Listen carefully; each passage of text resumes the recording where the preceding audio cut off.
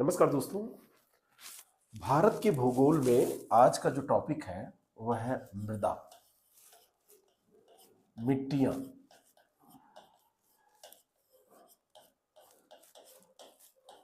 Soil.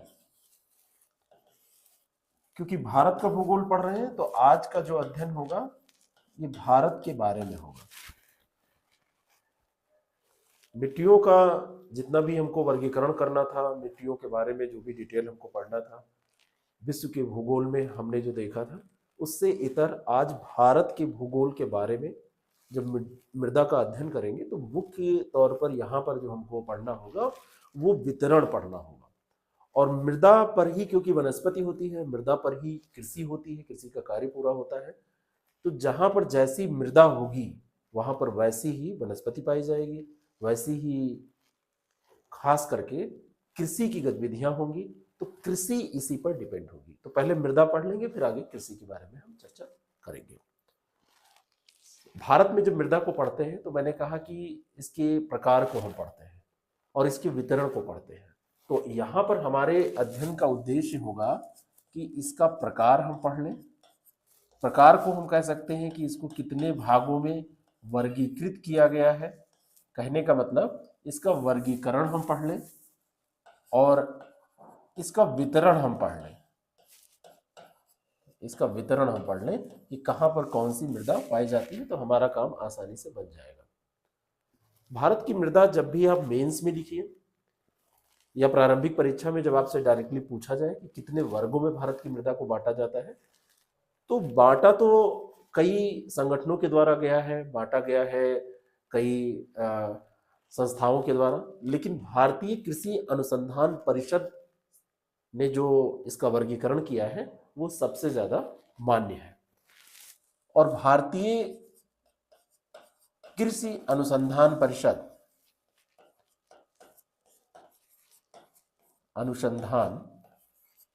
परिषद है, इसको क्या कहते हैं? इंडियन एग्रीकल्चर, है ना, रिसर्च काउंसिल, IARC इसको बोलते हैं, इंडियन एग्रीकल्चर रिसर्च काउंसिल। ठीक है। तो इंडियन एग्रीकल्चर रिसर्च काउंसिल जो है उसने इसको कितने भागों में बांटा है ये हमारे लिए इंपॉर्टेंट हो जाता है। ICAR बोलते हैं, Indian council of agriculture research. ICAR लिख दीजिए इसको, ICAR, Indian council of agricultural research. तो इसको ये बांटता है 8 भागों में या 8 प्रकारों में इसको इसने बांटा है। अब इन्हीं प्रकारों के आधार पर हम अपना अध्ययन करेंगे।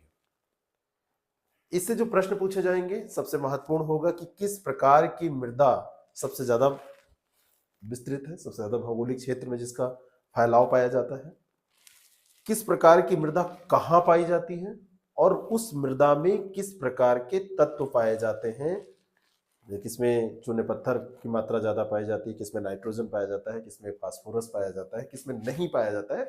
इसी विशेषताओं पर प्रश्न पूछे जाते हैं। यानी कि जो ये 8 भाग हैं और इनमें जो इनका प्रकार होगा या प्रकार है, तो उनकी विशेषताओं के आधार पर प्रश्न आपसे पूछ लिए जाते हैं। इनकी विशेषताएं आपको तैयार करनी पड़ेगी। मेंस में जब से आप पूछा जाएगा तो मेंस में जब आप करेंगे तो इन्हीं विशेषताओं को याद रखेंगे और टू द पॉइंट उसको लिख देंगे, प्रकार बताएंगे और उसकी थोड़ी थोड़ी विशेषताएं आप लिखते चले जाएंगे। तो ये 8 प्रकार कौन कौन से हैं, सबसे पहले इनको आप जान लीजिए। जैसे पहला है इसमें जलोढ़ मृदा, दूसरा है इसमें काली मृदा, तीसरी मृदा हो जाती है आपकी लाल एवं पीली मृदा, चौथी मृदा का एक प्रकार है लैटेराइट। पर्वतीय क्षेत्रों में जो मृदा पाई जाती है उसे पर्वतीय मृदा कहते हैं। मरुस्थलीय क्षेत्रों में जो मृदा पाई जाती है उसे मरुस्थलीय मृदा कहते हैं। इसी तरीके से एक प्रकार होता है लवणीय मृदा का और एक मृदा होती है पीट या जैविक मृदा। तो ये 8 प्रकार हैं। ठीक है, 8 की चाहे आप लिस्टिंग कर लें और नहीं तो एक एक, जैसे मैंने बोला कि जलोढ़ मृदा, तो आप उसको चाहे तो यहाँ नोट कर सकते हैं, काली मृदा, लाल एवं पीली मृदा, लैटेराइट मृदा, पर्वतीय मृदा, मरुस्थलीय मृदा, लवणीय मृदा, पीट या जैविक मृदा। अब एक एक करके हम इसको पढ़ेंगे, उनकी विशेषताओं को देखेंगे। जो भी मृदा हमने यहाँ उठाया तो उस मृदा की विशेषताओं को हम साथ साथ में देखते चले जाएंगे। जैसे पहली मृदा यहां पर हम ले रहे हैं जलोढ़ मृदा।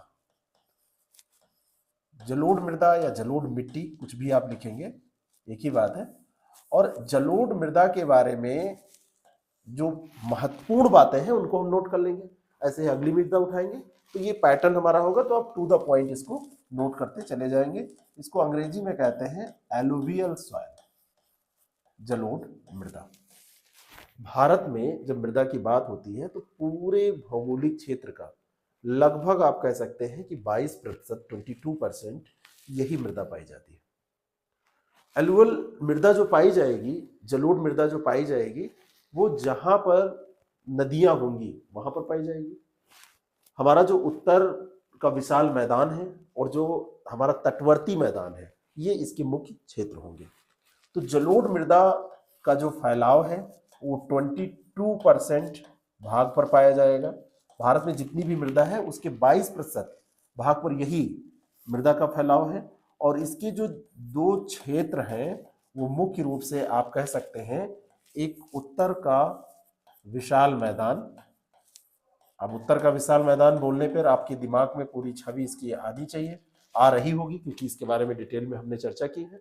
और दूसरा है जो तटवर्ती मैदान है, तटवर्ती मैदान, वहां पर ये जलोढ़ मृदा पाई जाएगी। जलोढ़ मृदा जो है ये नदियों के द्वारा जो निक्षेपण का कार्य किया जाता है, तलछट पर जो जमाव किया जाता है, उसी से इसका निर्माण होता है। अगर आप विश्व भूगोल की क्लास याद करें तो जलोढ़ मृदा को हमने अक्षेत्रीय मृदा के अंतर्गत रखा था। तो एक प्रकार की ये क्या है, अक्षेत्रीय मृदा है। क्या है, अक्षेत्रीय मृदा है। ये बात भी आपको ध्यान रखनी है। और क्योंकि इसका जमाव नदियों के द्वारा लाए गए अवसाद से, उनके निक्षेपण से होता है, तो उपजाऊपन इसमें होता है। जहां पर भी ये पाई जाएगी वहां पे मृदा उपजाऊ होगी, और उपजाऊ होगी तो कृषि के अनुकूल होगी। जलोढ़ में दो प्रकार की जलोढ़ आपको मुख्यतः मिल जाएंगी। एक जलोढ़ मिलेगी इसमें जो कि प्राचीन होगी, पुरानी जलोढ़, जहां पर काफी दिन से जलोढ़ का जमाव हो रहा है। तो अगर इसके प्रकार की बात करें तो इसमें एक हो जाएगी प्राचीन जलोढ़, प्राचीन जलोढ़, और दूसरी यहां पर हो जाएगी नवीन जलोढ़, यानी कि जिसका जमाव अभी जल्द ही हुआ है, नवीन जलोढ़ है। जो प्राचीन जलोढ़ होती है, प्राचीन जलोढ़ को हम बांगर मृदा कह देते हैं। इसके बारे में हमने डिटेल में चर्चा की थी, ये बांगर मृदा होती है। और जो नवीन जलोढ़ होती है, ये बांगर हो गई, और जो नवीन जलोढ़ होती है इसको कह देते हैं खादर। तो खादर मृदा ज्यादा उर्वर होती है, इसमें उर्वरता ज्यादा होती है बांगर की अपेक्षा। बांगर उर्वर नहीं होती है, उसको हमको बनाना पड़ता है उर्वर। खादर ऐसी मृदा है जहां पर हर वर्ष जो नदी का जल है, नदी का जो फैलाव है, वहां तक पहुंचता है, नई नई परतों को वहां पे वो ऊपर चढ़ा देता है। तो नदियों के द्वारा जो उपजाऊ मृदा लाई जाती है वो यहाँ पर पाई जाती है। एक प्रश्न इसमें पूछा जाता है, आपको स्टेटमेंट देके नॉर्मली ये प्रश्न पूछा जाएगा कि जो जलोढ़ मृदा है, जलोढ़ मृदा किन तत्वों में रिच होती है, कौन से तत्व हैं जो इसमें ज्यादा मात्रा में पाए जाते हैं?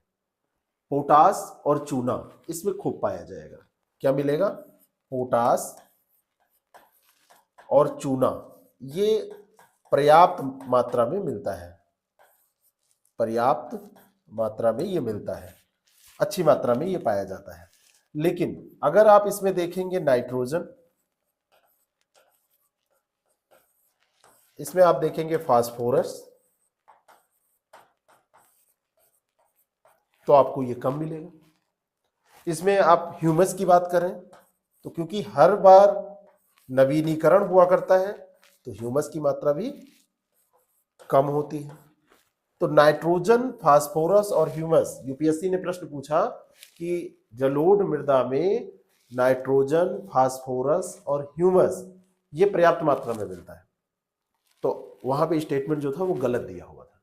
पोटास और चूने का अंश जो है वो पर्याप्त मात्रा में मिलता है, लेकिन नाइट्रोजन, फास्फोरस और ह्यूमस की मात्रा इसमें क्या होती है, वो कम होती है, ये पर्याप्त नहीं होता है। तो यहाँ पर खेती करेंगे तो नाइट्रोजन आपको डालना पड़ेगा, फास्फोरस डालना पड़ेगा। कहने का मतलब अनुकूल तो है, लेकिन इन तत्वों की मात्रा जो है वो कम है। अक्षेत्रीय मृदा है। अक्षेत्रीय मृदा का मतलब है निक्षेप क्रिया से विकसित मृदा। दूर प्रदेश से बहाकर महीन चट्टानी कणों को लाया गया और उनसे जमाव करके इसको बना दिया गया, जैसे जलोढ़ मृदा, लोएस मृदा।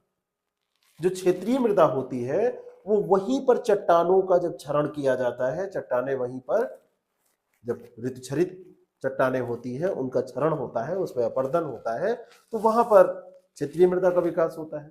जहां पर मृदा पाई जा रही है वहीं पर ऋतुक्षरण हुआ है, उसी प्रदेश में जहां पर इसकी पैरेंट रॉक थी वहीं पर विकास हो गया, तो क्षेत्रीय मृदा।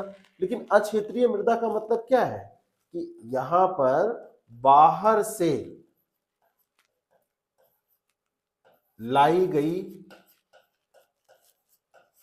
परत है, ये जो जमाई गई है, बाहर से लाई गई परत है जो यहां पे जमाई गई है, लाई गई महीन चट्टानी कणों से, चट्टानी कणों से निर्मित, या यहां पर लिखिए लाए गए तो ज्यादा सही हो जाएगा, लाए गए चट्टानी कणों से निर्मित। इसको आप लाए गए कर दीजिए, ज्यादा अच्छा हो जाएगा। लाए, और इसको भी कर दीजिए गए।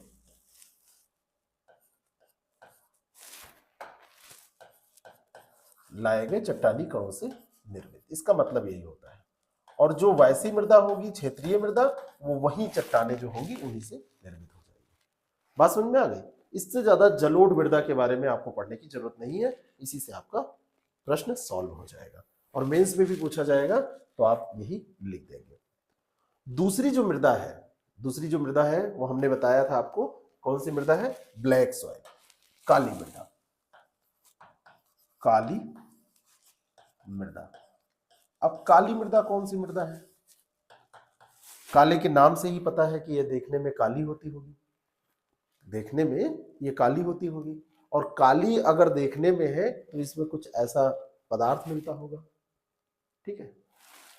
क्षेत्र के बारे में अगर हमने जलोढ़ मृदा के बारे में बताया है कि पूरा उत्तर का जो मैदान है वहां पे और जितने भी तटवर्ती मैदान है वहां पर ये मिल जाएगी। तो काली मृदा कहाँ मिलेगी, ये क्षेत्र भी हमको देखना है। काली मृदा को एक नाम से और जाना जाता है भाई, वैसे तो इसको ब्लैक सॉइल कहते हैं, ब्लैक सॉइल। दूसरा इसका नाम होता है रेगुर, रेगुर मृदा भी इसको कहते हैं।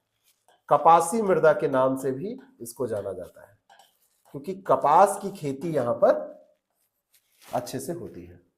जहां पे भी काली मृदा पाई जाती है वहां पे, महाराष्ट्र में, कर्नाटक में, कर्नाटक का खास करके उत्तर का हिस्सा, आंध्र प्रदेश में, आंध्र प्रदेश का उत्तर का हिस्सा, तमिलनाडु में और दक्षिण पूर्वी राजस्थान में इसका एरिया है मुख्य रूप से। अगर इसके क्षेत्र की बात करें तो आपको मिल जाएगी ये कहां पर? आंध्र प्रदेश में। आंध्र प्रदेश का हिस्सा याद रखिएगा कि इसका नॉर्थ हिस्सा जो होगा उत्तरी आंध्र प्रदेश में ये मिलेगी। आपने ऐसे लिख लिया एपी नॉर्थ तो आप समझ जाएंगे अपने नोट्स में। नोट्स बनाने की कला होनी चाहिए जिससे कि आप चीजों को अच्छे से याद कर पाएंगे। मध्य प्रदेश में, पश्चिमी मध्य प्रदेश में मिलेगी। आप आएंगे गुजरात में तो गुजरात में भी ये मिलेगी, लेकिन साउथ ईस्ट गुजरात में मिलेगी। गुजरात में साउथ ईस्ट जो हिस्सा है वहां पर मिलेगी। मैप में मैं आपको इसको दिखा देता हूं।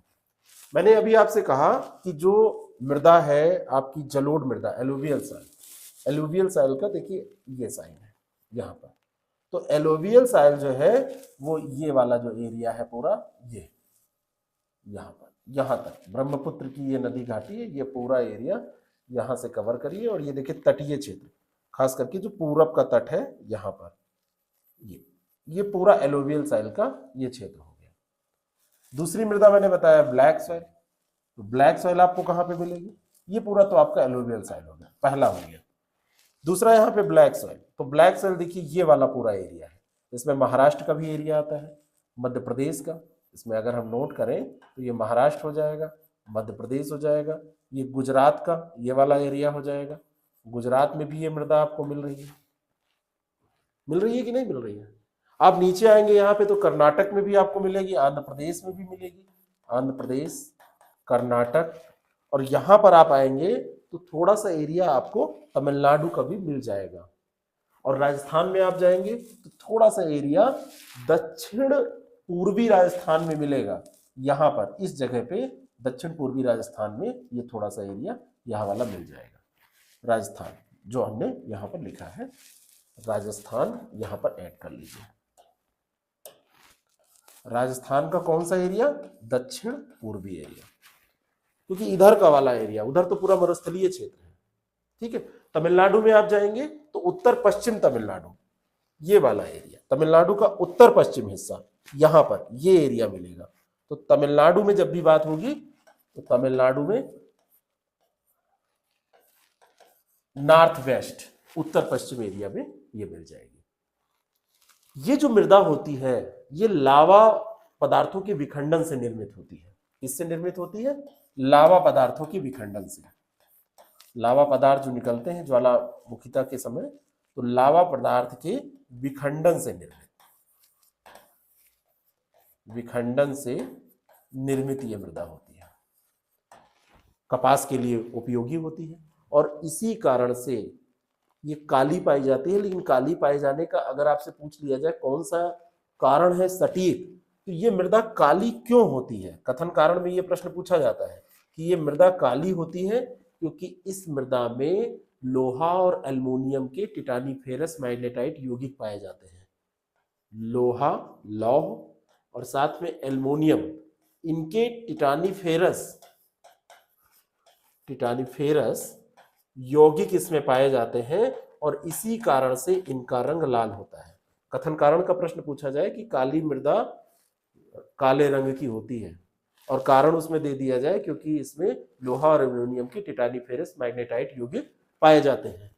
टिटानीफेरस, साथ में मैग्नेटाइट भी यहाँ पे लिख लीजिए, मैग्नेटाइट, टिटानीफेरस मैग्नेटाइट यौगिक पाए जाते हैं जिसके कारण से काल होती है। क्या होती है? काली होती है।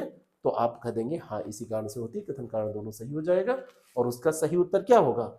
ए और आर दोनों सही है और उसकी व्याख्या भी वो कर रहा है। जल धारण करने की क्षमता इसमें क्या होती है? अच्छी होती है। जल धारण क्षमता अच्छी होती है और जल धारण क्षमता अधिक होने के कारण, अच्छी होने के कारण फसलों के लिए अनुकूल होगी। जो फसलें, उन फसलों के लिए अनुकूल होगी जो फसलें ज्यादा पानी की मांग करती हैं। मृदा का जो ऊपरी परत है वो निचली परत, ऊपरी परत अगर सूख जाता है तो निचली परत से नमी प्राप्त कर लेता है, नीचे इसके नमी सोखे रहते हैं। ये मृदा गीली होने पर ये चिपचिपी हो जाएगी और जब सूखती है तो इसमें दरारें पड़ जाती हैं। जल धारण क्षमता अधिक होती है, गीली जब होती है तो गीली होने पर चिपचिपी होती है, लेकिन जब ये सूखती है तो सूखने पर, जब सूखती है तो सूखने पर दरारें पड़ जाती हैं। तो ऐसे लगता है कि किसी ने खेत की जुताई कर दी है। तो जुती हुई मृदा के नाम से भी इसको जाना जाता है, जिसमें एक नालियां बन जाती हैं, लंबी दरारें पड़ जाती हैं, तो दरारों वाली मृदा के नाम से भी जाना जाता है। लंबी दरारें पड़ जाएंगी, गहरी दरारें पड़ जाएंगी तो उसके नाम से भी जाना जाएगा। और ये जो मृदा है इसमें लोहा और एल्युमिनियम, हमने आपको बताया कि उसी कारण से इसका रंग ही काला होता है। तो लोहा, एल्युमिनियम, मैग्नीशियम और चूना पत्थर, लोहा, एल्युमिनियम, मैग्नीशियम और चूना पत्थर, ये सब पर्याप्त मात्रा में पाए जाते हैं, इनकी अधिकता होती है। लेकिन इसमें भी नाइट्रोजन, फास्फोरस और जितने भी जैविक पदार्थ हैं वो नहीं पाए जाते हैं या कम पाए जाते हैं। नहीं पाए जाने का तो कोई सवाल नहीं है, क्या होते हैं? ये कम पाए जाते हैं। कम पाए जाते हैं क्या? नाइट्रोजन इसमें कम मिलेगा, नाइट्रोजन की मात्रा यहां पर कम मिलेगी, जैविक पदार्थों की मात्रा यहां पर कम मिलेगी, फास्फोरस जो है यहां पर वो कम मिलेगा, फास्फोरस भी कम मिलेगा। जैविक पदार्थ जो है वो कम मिलेंगे, जैविक पदार्थ भी यहां पर कम मिलेंगे। और ये कैसी मृदा है? ये एक क्षेत्रीय मृदा होती है। यहां पर लावा आया था तो उसी क्षेत्र में पाया जा रहा था, वहीं पर विकास हुआ था, तो ये एक क्षेत्रीय मृदा है, जोनल सॉइल है, क्षेत्रीय मृदा इसको कहते हैं। क्षेत्रीय मृदा की कैटेगरी में ये आती है। क्षेत्र इसका आपने देख लिया कौन कौन सा क्षेत्र है, ये पूरा एरिया यहाँ पर है। बीच बीच में थोड़ा बहुत और कहीं पाया जाए, छोटा सा स्पॉट अगर कहीं से आपको मिल जाए तो वो नहीं कहा जाता, लेकिन मैप में पूरा ये दिखाया गया है। यहाँ से पूरा ये शुरू होकर इस तरीके की बेल्ट आपको मिलती है, जिसमें महाराष्ट्र, आंध्र प्रदेश, कर्नाटक, तमिलनाडु, मध्य प्रदेश, गुजरात, राजस्थान, ये पूरा एरिया आ जाता है। ये पाई जाने वाले ये मृदा है। बात समझ में आ रही है? यहाँ पर ये मृदा मिलती है, ये पूरा एरिया, यहाँ पर, यहाँ पर, यहाँ पर, ये एरिया, ये सब आपको मिल जाएगा इसमें। अगली मृदा हम देखते हैं। नेक्स्ट मृदा, तीसरी मृदा है ये। प्रकारों में देखा जाए तो ये तीसरा प्रकार है, और तीसरा प्रकार लाल और पीली मृदा का है। लाल और पीली मृदा कैसी मृदा होगी? क्या अक्षेत्रीय मृदा होगी? कलर इसमें आपको दिख रहा है कि लाल है, तो वहां की जो पैरेंट रॉक है उसमें कुछ ऐसा पाया जा रहा है, लोहे के ऑक्साइड पाए जा रहे हैं, जिस कारण से इसका रंग लाल हो गया है। तो ये भी एक क्षेत्रीय मृदा होगी। कैसी मृदा होगी? लाल और पीली मृदा। इसको साथ में ही हम इसका अध्ययन करते हैं, लाल व पीली मृदा। तो लाल और पीली मृदा की अगर हम बात करें तो ये एक क्षेत्रीय मृदा होती है। सबसे पहले तो ये ध्यान में रखिए। और क्षेत्रीय मृदा का जो विकास होता है, ये ग्रेनाइट जो चट्टान है, आग्नेय चट्टानों के अंतर्गत ग्रेनाइट आती है, और नीस जो है रूपांतरित चट्टान होती है। तो ग्रेनाइट और नीस के विखंडन से इसका निर्माण होता है। ग्रेनाइट व नीस, ये कैसी चट्टान है? ये तो नीस तो रूपांतरित चट्टान है, रूपांतरित। और ये कैसी चट्टान है? ये एक आग्नेय चट्टान है। तो इसी के विखंडन से इसका निर्माण होता है। बात आती है कि इसका रंग जो है वो लाल क्यों होता है? लाल रंग क्यों? तो लाल रंग क्यों होता है, इस पे भी कथन कारण का प्रश्न आपका बन जाता है, या डायरेक्टली आपसे पूछ लिया जाता है। तो लोहे के ऑक्साइड इसमें मिले होते हैं, और लोहे के ऑक्साइड मिले होने के कारण इसका रंग लाल हो जाता है। लोहे के ऑक्साइड, ये कारण है इसके लाल रंग का। ये जो मृदा होती है इसमें भी नाइट्रोजन, फास्फोरस और ह्यूमस ये कम पाया जाएगा। इसमें नाइट्रोजन भी कम मिलेगा, फास्फोरस भी कम मिलेगा। नाइट्रोजन, फास्फोरस और ह्यूमस। ह्यूमस मुख्य रूप से उर्वरता के लिए, उपजाऊपन के लिए जिम्मेवार होता है। तो इसकी मात्रा क्या होगी? कम पाई जाएगी। पूरा प्रायद्वीपीय क्षेत्र इसमें आपको कवर्ड मिलेगा। प्रायद्वीपीय क्षेत्र की ये मृदा है। इसमें जब लाल रंग होता है तो लाल रंग में जब इसमें जल मिलता है, जल योजित रूप जब इसका आप देखते हैं, तब लाल से ये पीली होती है। अगर पीले होने की बात करें तो जलयोजन जब इसमें होता है, तो जब जलयोजित हो जाती है तो जलयोजित होने के बाद में उसका कलर हल्का पड़ता है और ये पीली रंग की हो जाती है, ये पीली हो जाती है। प्रायद्वीपीय भारत में आप चले जाएंगे तमिलनाडु, कर्नाटक, आंध्र प्रदेश, उड़ीसा। उड़ीसा का पूरा एरिया यहाँ पर देखिए, ये पूरा एरिया ये आप देखिए, यहाँ पर आपको मिल जाएगी ये, है ना। यहाँ पर भी इसका विस्तार पाया जाएगा। झारखंड इसी में आ जाएगा, झारखंड में भी आपको ये मिलेगी। आंध्र प्रदेश के इस हिस्से में देखिए, यहाँ आंध्र प्रदेश में भी आपको मिल जाएगी, झारखंड में तो मिलेगी ही। नीचे आप दक्षिण में जाएंगे तो साउथ की ओर जाने पे आपको कर्नाटक और तमिलनाडु में इसका अच्छा विस्तार मिल जाएगा। ये जो लाल और पीली मृदा है, ठीक है। झारखंड का जो संथाल परगना है, छोटा नागपुर पठार वाला एरिया है, वो इसके लिए जाना जाता है। ये पूरा इसका क्षेत्र है, इसको ध्यान रखिएगा, ठीक है। इतने प्रदेशों में ये मिल जाएगी। बहुत ज़्यादा उपजाऊ ऐसे नहीं होती है, दलहनी तिलहनी फसलें हो जाती हैं, और मोटे अनाजों की खेती यहाँ पर हो जाती है। काली मृदा में कपास हो जाएगा, जलोढ़ मृदा में धान गेहूं सब कुछ आपको होता मिलेगा। यहाँ पर मोटे अनाज होंगे, तिलहन होगा, तिलहन होगा, लेकिन बहुत ज्यादा वैसा उपजाऊपन इसमें नहीं पाया जाता है। नेक्स्ट, अगली जो मृदा है उसको हम पढ़ते हैं। अगली मृदा का जो प्रकार है जो भारत में पाई जाती है वो है लैटेराइट मृदा। फोर्थ है लैटेराइट, लैटेराइट मृदा। लैटेराइट जो मृदा है ये कैसी मृदा होती है? लैटेराइट मृदा मैंने आपको बताया था कि जब आर्द्र और शुष्क मौसम होता है तो जहां पर 200 सेंटीमीटर से अधिक वर्षा होती है, जहां पे आर्द्रता कुछ ज्यादा पाई जाती है, तो वहां पर अधिक वर्षा के कारण जो चट्टानें होती हैं उनका अपक्षालन होता है। लैटेराइट चट्टानों का जब अपक्षालन होता है तो उसके फलस्वरूप इस मृदा का विकास हो जाता है। जो ऊपर चूने का अंश पाया जा रहा है, जो बालू पाया जा रहा है, तो बालू और चूने के अंश रिसकर नीचे चले जाते हैं। लैटेराइट मृदा ऊपर से नीचे निच्छालन की प्रक्रिया जो होती है, नीचे फिर अपक्षालन हो जाता है। लैटेराइट चट्टानों का जो अपक्षालन होता है तो उसी अपक्षालन प्रक्रिया के फलस्वरूप ये निर्मित होती है आर्द्र व शुष्क जहां पर परिस्थितियां होंगी वहां पर, और साथ में आप ये याद रखिए कि 200 सेंटीमीटर से अधिक वर्षा वाला जो क्षेत्र होगा, क्या होगा? 200 सेंटीमीटर से अधिक वर्षा वाला क्षेत्र। 200 सेंटीमीटर प्लस यहां पर क्या होता है? रेनफॉल होता है। और यहां पर प्रक्रिया कौन सी होती है? निच्छालन की प्रक्रिया, या आप कह सकते हैं अपक्षालन की प्रक्रिया जो होती है, अपक्षालन की जो प्रक्रिया होती है। और इस अपक्षालन की प्रक्रिया के कारण जो चूना पत्थर है, क्या है? चूना पत्थर, और साथ में जो बालू है वो क्या होता है? वो नीचे चला जाता है, नीचे की तरफ उसका गमन हो जाता है, और इससे इस मृदा का विकास हो जाता है।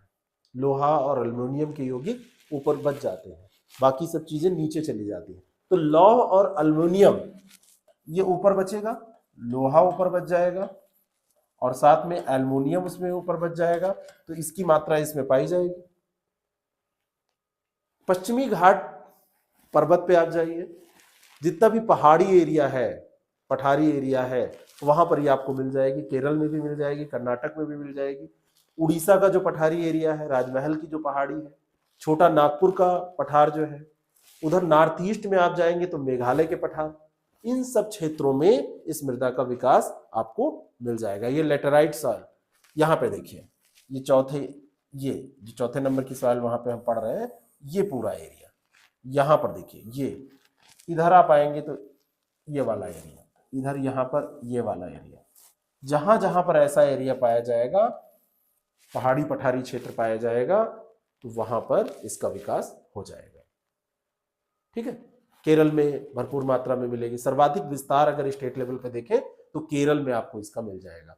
बाकी केरल, कर्नाटक, उड़ीसा, इधर मेघालय में आपको ये मृदा मिल जाएगी। राजमहल पहाड़ियाँ जो हैं वो इस मृदा से आपको घिरी हुई मिल जाएंगी, मतलब ये मृदा, इस मृदा का फैलाव वहां पर मिल जाएगा। चूना पत्थर, नाइट्रोजन, पोटास सब कहाँ चला गया? नीचे चला गया। तो इस मृदा में चूना पत्थर अगर आपसे कह दिया जाए मिलेगा कि नहीं? नहीं मिलेगा। नाइट्रोजन जो है वो भी नहीं, मतलब कम मिलेगा। पोटास जो है वो भी निच्छालित होकर नीचे चला गया है। ह्यूमस जो है, ह्यूमस की मात्रा भी यहाँ पर कम मिलेगी। तो इनकी कमी होती है, चूने की भी कमी होती है। और चूने की कमी जब हो जाती है, चूना कम होता है, तो ये मृदा अम्लीय हो जाती है, एसिडिक सॉइल हो जाती है। और अम्लीय मृदा जो होती है वो चाय की खेती के लिए अनुकूल होती है। यहां पे टी प्लांटेशन किया जाए तो अच्छी खेती होगी। चाय की खेती, चाय के प्लांट लगाए जाते हैं तो चाय की खेती यहां पर अच्छी होती है। उपजाऊपन इसमें कम होता है। ये कम उपजाऊ वाली, या अनुपजाऊ से कहने से बेटर है कि कम उपजाऊ मृदा की श्रेणी में ये आती है। और क्योंकि इसका विकास कैसे हुआ है, मैंने कहा कि वहीं की जो चट्टानें थी वो निच्छालित हुई, अपक्षालन हुआ, ऐसे विकास हुआ है। तो इस मृदा को आप किस में रखेंगे? क्षेत्रीय मृदा में रखेंगे। हमने नोट नहीं किया था अभी, तो इसको आप नोट कर लीजिए कि इसको हम रखेंगे क्षेत्रीय मृदा की श्रेणी में। ये एक जोनल सॉइल के अंतर्गत आती है। ये आपकी कैसी मृदा हो गई?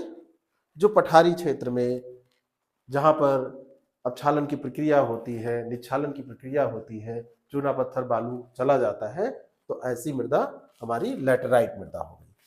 लेकिन हमारे यहाँ पर्वतीय क्षेत्रों में एक विशेष प्रकार की मृदा पाई जाती है जिसको हम पर्वतीय मृदा कहते हैं। इसको कहते हैं पर्वतीय मृदा। पर्वत वाले एरियाज में ये मृदा पाई जाएगी। पर्वत के जो ढाल होंगे उन पे इनका विकास होता है। और पर्वत के ढाल, मान लीजिए कि ये कोई पर्वतीय क्षेत्र है और इस पे मृदा का विकास हो रहा है यहां पर, तो इस मृदा की मोटाई क्या होगी? मोटाई कम होगी। जो परत होगी, परत क्या होगी? ये पतली होगी। पतली परत का यहां पर विकास होगा। कोई दो राय? बात समझ में आ रही है?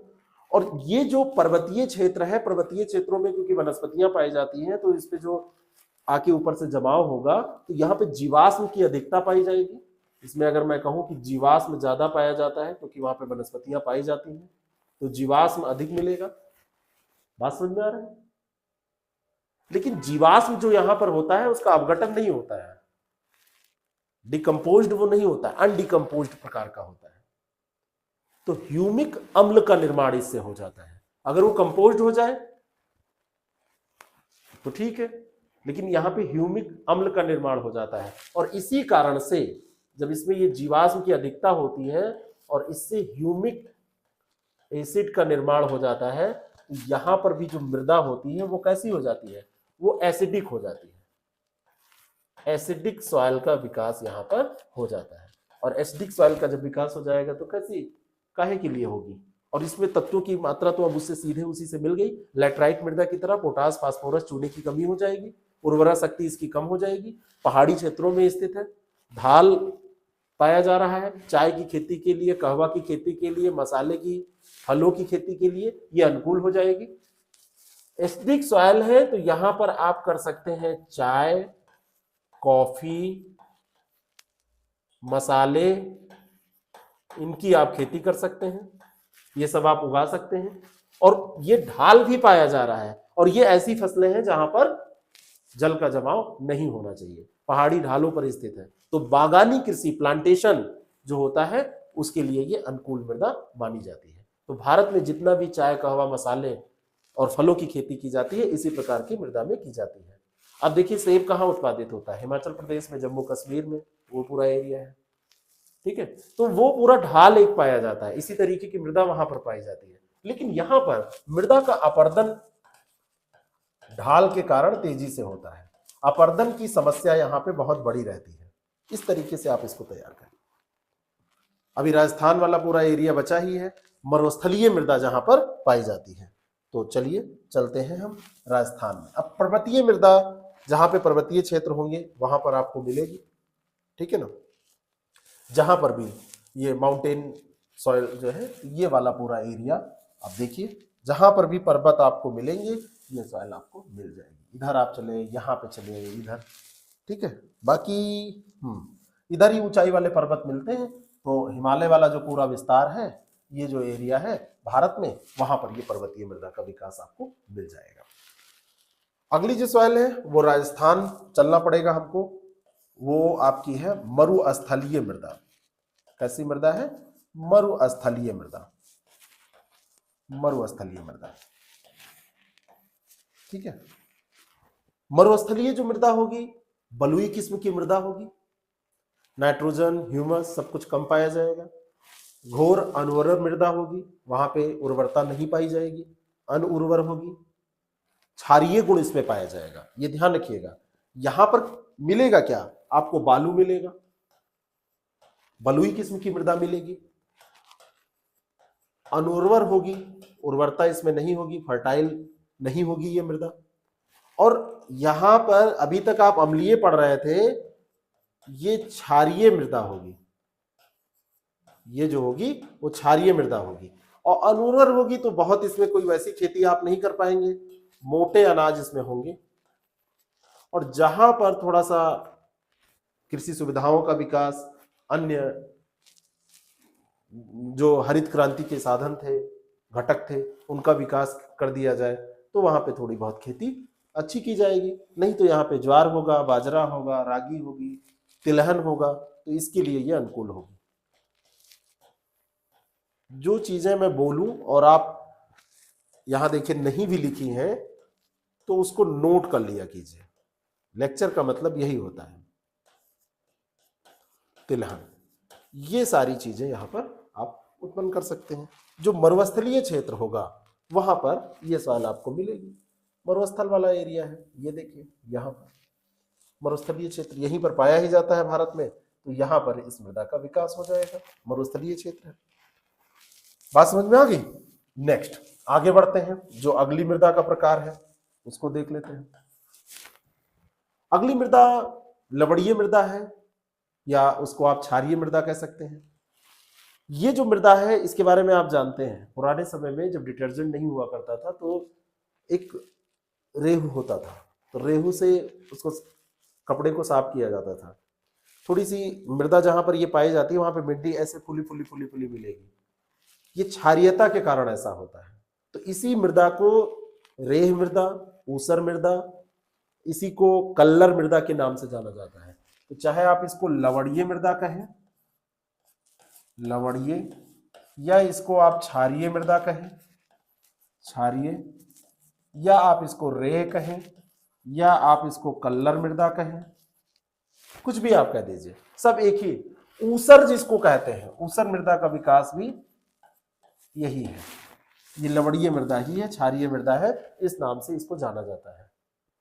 ऐसे क्षेत्र जहां पे शुष्क जलवायु पाई जाती है, जहां पे जल निकासी की व्यवस्था सही नहीं होती है, ये दो चीजें ध्यान रखिएगा। जल निकासी व्यवस्था सही नहीं है, जल निकासी सही नहीं हो पा रही है, और साथ में यहाँ पे शुष्क जलवायु पाई जा रही है। तो इन दोनों क्षेत्रों में जल निकासी नहीं है, और यहां पर जो वैसा है वो शुष्कता पाई जा रही है। क्या पाई जा रही है? शुष्कता पाई जा रही है। जल निकासी नहीं हो रही है और शुष्कता पाई जा रही है, तो वहां पर ये मृदा विकसित हो जाएगी। होता यह है कि यहां पर कैपिलरी एक्शन होता है, और कैपिलरी एक्शन मैंने आपको बताया था कि नीचे से तत्वों का ऊपर आना, कैपिलरी एक्शन। कैपिलरी एक्शन में नीचे से तत्व ऊपर को आता है, और नीचे से जब तत्व ऊपर को आते हैं तो यहां पर क्या होता है, इसको ये मैंने गलत लिखा है, एक पी होता है, कैपिलरी होता है, capillary, capillary action. Capillary action में नीचे से तत्व ऊपर की ओर आते हैं, जिसको हिंदी में कहते हैं केशिकाकर्षण। तो केशिकाकर्षण के कारण ये नीचे से तत्व ऊपर को आते हैं। और नीचे से कौन से तत्व यहाँ पे ऊपर को आते हैं? जैसे सोडियम है, कैल्शियम है, मैग्नीशियम है ना। तो सोडियम, कैल्शियम, मैग्नीशियम, है ना, Na, ये सब तत्व ऊपर आ जाते हैं। तो जो क्षारीय मृदा है उसमें इन तत्वों की प्रधानता पाई जाती है, और ऊपर आके निक्षेपित हो जाते हैं। और ये क्षारीय है, कास्टिक का काम करते हैं। लवण की मात्रा इसमें काफी ये बढ़ा देते हैं। नमकीन अगर चखेंगे आप, थोड़ा नमकीन आपको लगेंगे। ये नमकीन क्षेत्र जो होंगे, समुद्र के आसपास वाले क्षेत्र होंगे, वहां पर इस मृदा का विकास होता है। नाइट्रोजन और चूने की कमी पाई जाएगी, लेकिन सोडियम, कैल्शियम और मैग्नीशियम यहां पर मिलेंगे। नाइट्रोजन यहां पर नहीं मिलेगा, कैल्शियम आपको नहीं मिलेगा, नाइट्रोजन और कैल्शियम की कमी मिलेगी यहां पे। ठीक है, बात समझ में? सॉरी, नाइट्रोजन और चूने की, लाइमस्टोन की, नाइट्रोजन और चूने की, चूना यहां पर ये कम मिलेंगे, नाइट्रोजन और चूना कम मिलेंगे, लेकिन सोडियम, कैल्शियम और मैग्नीशियम आपको पर्याप्त मात्रा में मिलेंगे। और ये जो मृदा है वो मैंने आपको एक मृदा का प्रकार बताया था, अंतः क्षेत्रीय मृदा। अंतः क्षेत्रीय मृदा क्या होती है? ऐसी मृदा जब किसी प्रदेश में रासायनिक ऋतुक्षरण होता है उससे विकसित होती है, अंतः क्षेत्रीय मृदा का विकास होता है। चूना पत्थर मृदा, रैंडजीना मृदा, टेरारोसा मृदा मैंने आपको बताई थी। तो ऐसी मृदा जहां पे विकसित होती है उनको अंतः क्षेत्रीय मृदा के नाम से जाना जाता है। ठीक है, तो ये एक अंतः क्षेत्रीय मृदा है। कैसी मृदा है? अंतः क्षेत्रीय मृदा। अंतः क्षेत्रीय मृदा को मैंने बताया था ना, चूना पत्थर वाली मृदा, रैंडजीना मृदा, ये सब बताई थी। तो वैसी मृदा है। और ये जो मृदा है आपको पंजाब में, आप चले जाएंगे पश्चिमी राजस्थान में, सुंदरवन क्षेत्र जो पूरा है, केरल का जो तटीय क्षेत्र है, हरियाणा में भी आपको साउथ में पंजाब से लगा वाला जो एरिया है वहां पर आपको मिल जाएगी। तटीय क्षेत्रों में जहां पे ये मिलेगी केरल में, वहां पे नारियल के पेड़ बहुतायत मात्रा में आपको मिलेंगे। नारियल के पेड़ों का वहां पर विकास हो जाता है। तो ये आपकी लवणीय मृदा हो गई। ठीक है, ये ध्यान रखिएगा। इस मैप में इसको नहीं दिखाया गया है लेकिन ये मृदा है। 1 मिनट, एक और हमारे पास नहीं, वो नहीं है। ठीक है, ये एरियाज हो जाएंगे। मैं यहाँ पे नोट किया दे रहा हूँ। एक जैसे आपका पंजाब का एरिया हो जाएगा, साउथ हिमाचल प्रदेश का एरिया हो जाएगा आपका, यहाँ पे मिलेगी। राजस्थान के कुछ क्षेत्रों में मिलेगी, ठीक है ना। ये आपको केरला के कुछ क्षेत्रों में मिलेगी। और यहाँ पे नारियल के बागान आपको मिल जाएंगे, नारियल की खेती यहाँ पर होगी, उसका प्लांटेशन किया जाएगा। नेक्स्ट, अगला हम चलते हैं और इस वर्गीकरण का ये अंतिम है। इस वर्गीकरण में अंतिम ये है पीट या जैविक मृदा, जहां पे दलदली क्षेत्र होता है, जैविक पदार्थ जहां पर अधिक मात्रा में जमा हो जाते हैं, वहां पे जैविक मृदा का विकास हो जाता है। इसको पीट मृदा के नाम से जाना जाता है, या इसी को हम कहते हैं जैविक मृदा। जैविक मृदा के नाम से इसको जानते हैं, पीट मृदा के नाम से जाना जाता है। दलदली क्षेत्र है, दलदल है, और यहां पर हुआ क्या, जैविक पदार्थ जो थे, जैविक पदार्थों का क्या हो गया, पदार्थों का जमाव हो गया। और जैविक पदार्थों के जमाव होने से इस मृदा का विकास हो जाता है। कलर देखेंगे तो जहां पे ज्यादा जैविक पदार्थ पाए जाएंगे तो डार्क कलर हो जाता है, काले की तरह दिखने लगता है ना। अम्लीय मृदा होती है, काली होती है ना। अम्लीय प्रकार की मृदा होती है, अम्लीयता का गुण इसमें आ जाता है। भारी मृदा होती है। जहां पे भी डेल्टाई क्षेत्र है, सुंदरवन का जो डेल्टा है, सुंदरवन के डेल्टा में इसके मिलने की उम्मीद है। जितने भी निचले डेल्टाई क्षेत्र हैं वहां पर आपको मिल जाएगा। कुछ आप देखेंगे दलदली क्षेत्र केवल डेल्टाई क्षेत्र में ही नहीं है, कहीं कहीं जैसे आप अल्मोड़ा में जाएंगे उत्तराखंड में, वहां पे आपको मिल जाएगी। केरल का जो एलेप्पी है, जिसको अलापुझा डिस्ट्रिक्ट कहते हैं, एलेप्पी या अलापुझा, वहां पर आपको मिल जाएगी। बहुत ज्यादा इसका विकास हर जगह नहीं हुआ है। एक तो आपको अल्मोड़ा में मिलेगी, अल्मोड़ा कहां पर है, उत्तराखंड में। दूसरा आपको अलापुझा में मिलेगी, अलापुझा,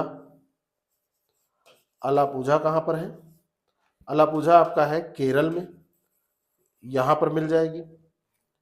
ठीक है, आपको ये मृदा मिल जाएगी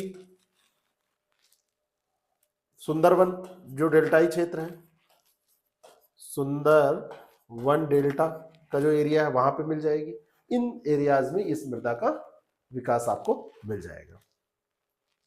ठीक है, तो एक ये हो गया।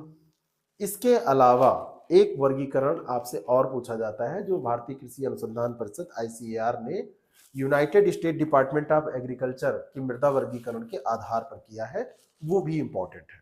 उसको भी अगर हम देख लेंगे तो हमारा काम कंप्लीट हो जाएगा। कभी कभी वो भी पूछ लिया जाता है। ये तो अपना भारतीय वर्गीकरण है, इसको सरल शब्दों में हमने ऐसे समझ लिया।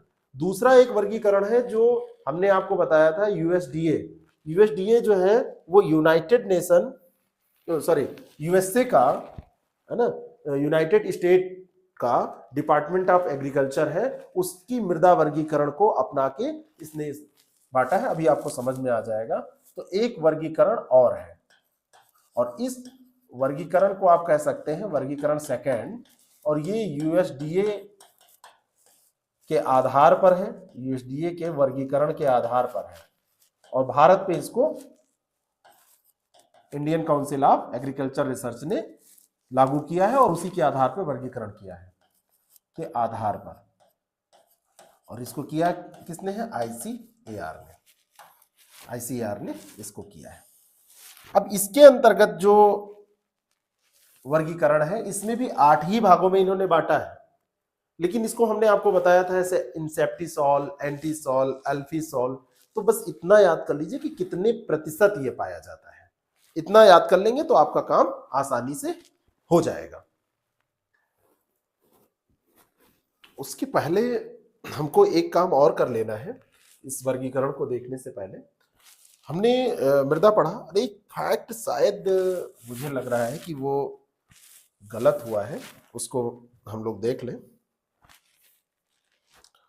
वो फैक्ट ये है कि शायद मैंने एलोवियल सॉइल में, जब मैंने एलोवियल सॉइल आपको बताया है जलोढ़ मृदा, तो उसमें जो क्षेत्र बताया है वो आपको 22% बता दिया है।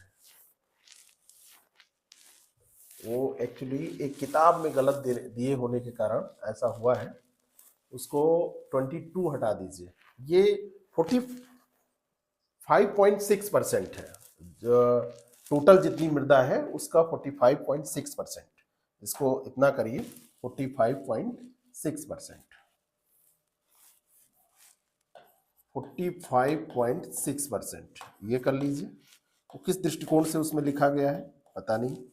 और एक चीज और हमको देख लेनी चाहिए, वो ये है कि ये जितनी भी मृदा हमने पढ़ी है उस मृदा का अगर एरिया वाइज अवरोही क्रम आपसे पूछ लिया जाए कि इसका अवरोही क्रम क्या होगा, तो ये अवरोही क्रम आपको ध्यान में रखना है।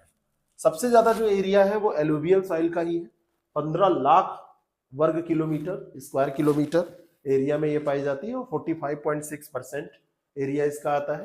फिर सेकंड पे ब्लैक है, ब्लैक में आपको देखेंगे तो 5.46 लाख स्क्वायर किलोमीटर, 16.6।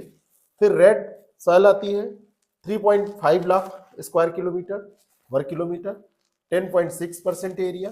फिर माउंटेन जो पर्वतीय मृदा है 2.85 लाख स्क्वायर किलोमीटर और 8.67% ये एरिया है। और फिर लेटराइट लगभग 7% पाई जाती है, 2.48 लाख स्क्वायर किलोमीटर। तो ये 5 स्थान याद रखिएगा। तो वो फैक्ट मुझसे गलत हुआ था, वो एक गलत दिया हुआ था एक जगह, खैर उसकी गलती नहीं है, मुझे चेक करना चाहिए, तो वो चीज आप ध्यान रखिएगा। फिर हमने कहा कि अब हमको एक यूएसडीए का वर्गीकरण करना है। तो यूएसडीए का जो वर्गीकरण है, जो आईसीएआर ने क्लासिफाई किया है इंडियन सॉइल को, और इसमें बेस बनाया है उसने यूएसडीए सॉइल टैक्सोनॉमी को, कि वहां का जो वर्गीकरण है उसके आधार पे भारत में देखा जाए तो ये 8 प्रकार की मृदा इसने बताया है। 8 प्रकार में पहले वाले को इसने कहा इंसेप्टिसॉइल। तो इंसेप्टिसॉइल इसका एरिया इन्होंने दिया कि 1,30,772.9 हेक्टेयर क्षेत्र में ये पाया जाता है, 1000 हेक्टेयर है ये, तो इतने हेक्टेयर क्षेत्र में ये पाया जाता है। ये आपको ध्यान नहीं रखना है, हेक्टेयर क्षेत्र आपसे नहीं पूछा जाएगा, लिखिए भी तो परसेंट लिख दीजिए, उससे काम चल जाएगा। अगर ये वर्गीकरण कहीं लिखना पड़ रहा है आपको तो 39.74 ये परसेंट है, लगभग आप कह सकते हैं 40%। ये क्या है? इंसेप्टिसॉइल। इंसेप्टिसॉइल मैंने आपको पढ़ाया था, इंसेप्टिसॉइल वहां पे वर्ल्ड ज्योग्राफी की क्लास में जाएंगे, वहां पे आपको डिटेल में पढ़ाया था। फिर एक है एंटीसॉइल। एंटीसॉइल ये 28.08% के बराबर ये है, यानी कि 28% आप इसको मान सकते हैं। फिर है अल्फीसॉइल। अल्फीसॉइल 13.55% है। वर्टिसॉल 8.52 8.52% है। एरेडिसॉल 4.28 यानी 4.28% है। अल्टीसॉल, अल्टीसॉल जो है ये 2.51% है। और अगला है आपका मॉलिसॉल। मॉलिसॉल 0.4% है, 0.4%। और बाकी अदर्स यानी कि अन्य का वर्गीकरण किया गया जो इस कैटेगरी में नहीं आती हैं, तो वो 3% यानी कि 2.92% के बराबर है। ये टोटल जो वर्गीकरण हमने देखा है ये आधारित है यूएसडीए यानी कि यूनाइटेड स्टेट जो वर्गीकरण करता है, यूनाइटेड स्टेट जो डिपार्टमेंट है वहां का agriculture, United state department of agriculture, उस वर्गीकरण के आधार पर आईसीएआर ने, Indian council of agricultural research ने, भारतीय कृषि अनुसंधान परिषद ने ये वर्गीकरण इस तरीके से किया है। तो इसको भी आप फॉलो करिए। तो वो एक फैक्ट मैंने, जो मुझे लगा मैंने सही किया, उसको ध्यान रखिएगा। बाकी कहीं पे भी ये अगर आपसे पूछा जाता है तो एक मैप आप ऐसे ड्रॉ करिए और मोटे तौर पर इसको दिखा दीजिए। 5-6 प्रकार की मृदा आप दिखा दीजिए। छोटी छोटी जो और विभाजन है जो वो आप नहीं भी दिखाएंगे तो आपका काम चल जाएगा, लेकिन मैप जरूर बनाइए अगर मेंस में लिखते हैं। और इसको याद रखिएगा, यहाँ से प्रीलिम्स में क्वेश्चन आपसे पूछ लिया जाता है। जलोढ़, काली, लाल, पर्वतीय और लैटेराइट, इस तरीके से ये क्रम है, तो इसको याद रखिएगा। सबसे ज्यादा जलोढ़। और फिर से फैक्ट पे मैं ध्यान दे रहा हूँ कि जो पहला फैक्ट हमने आपको बताया था यहाँ पे जलोढ़ मृदा का, ये 45.6% याद रखिएगा, इतना कम क्षेत्र इसका नहीं है। ठीक है, भारत के कुल भौगोलिक क्षेत्रफल में ये जो मृदा है ये इतना पाई जाती है। ठीक है, इस तरीके से इसको याद रखिएगा। तो फिर हम अगले अब चैप्टर में हम मिलेंगे। तो अभी हमको वनस्पतियां पढ़नी है और वनस्पतियों के बाद में फिर हम खेती पे बात करेंगे, है ना। खेती किसानी तो हमको करना ही है, लेकिन जो नेचुरल चीजें पहले पाई जा रही हैं उनको हम देख लें। तो वनस्पतियों को हम देखेंगे, भारत में कैसे कैसे, और यहाँ पे वनस्पतियों का जो वर्गीकरण है, भारतीय जो वन सर्वेक्षण, फॉरेस्ट सर्वे ऑफ इंडिया है, वो रिपोर्ट भी हमारे लिए इंपॉर्टेंट होती है, जिसको हम करंट पे बाद में डिस्कस वैसे भी कर सकते हैं, लेकिन जो लेटेस्ट रिपोर्ट है उसको भी हम देख सकते हैं। वैसे ये सारी चीज़ें अपडेट होती रहे तो ज़्यादा अच्छे हैं। और इसके बाद में भारत में जितना भी, जैसे आप जब वनस्पतियां पढ़ेंगे, भारत में पर्यावरण पढ़ेंगे, तो पर्यावरण के अंतर्गत जितने भी वन्य जीव अभ्यारण्य हैं, जितना भी आप कह सकते हैं पक्षी अभ्यारण्य है, ये सारी चीजें भी उसमें हमको डिस्कस करना होता है। और फिर वहां से हम आगे बढ़ेंगे आर्द्र भूमियों को देख के, जैसे विश्व स्तर पे हमने देखा है। तो भारत का पूरा पर्यावरण देखते हुए फिर हम आगे बढ़ेंगे, एक्ट वगैरह भी हम देख लेंगे। फिर हम यहाँ पर एग्रीकल्चर में आएंगे, यानी कि अभी 2 क्लास आपका कम से कम लगेगा एग्रीकल्चर तक पहुंचने में। ठीक है, तो उसको आप पढ़ के रखिएगा, जहाँ से भी पढ़ना होगा, और इसको आप तैयार करते रहिए। Thank you so much.